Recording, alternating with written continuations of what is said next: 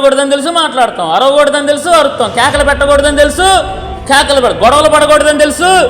అంటే ఒకటే మాట చెప్తున్న, జ్ఞాపకం చేసుకోండి, ఉపవాసం దేనికోసం చేయాలి అని అంటే శరీర సంబంధమైన వాటి కోసం ఉపవాసం చేయడం కాదులే కానీ మన ఆత్మీయత బహుగా ఫలించడానికి ఉపవాసం చేయాలి.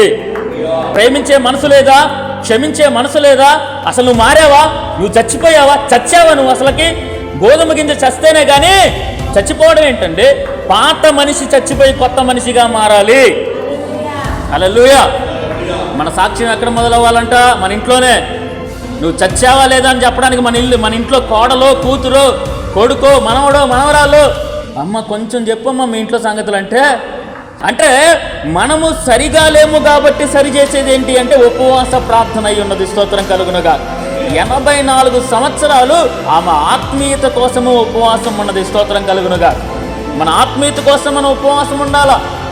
హల్లెలూయా. శరీర సంబంధమైన వాటి కోసం ఉపవాసం ఉండడం కాదు, ఆత్మ సంబంధమైన వాటి కోసం ఉపవాసం ఉండాలా. ఫలించని ప్రతి చెట్టు నరకబడి ఫలించాలంటే ఏంటి ఫలించాలి?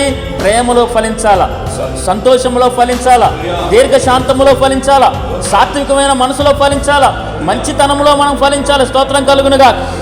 ఆశా నిగ్రహంలో మనం ఫలించాలా. ఇవన్నీ ఫలించాలి అని అంటే ఉపవాసం మాత్రమే మనల్ని ఫలింపులోకి తీసుకొస్తుంది. స్తోత్రం కలుగునుగా.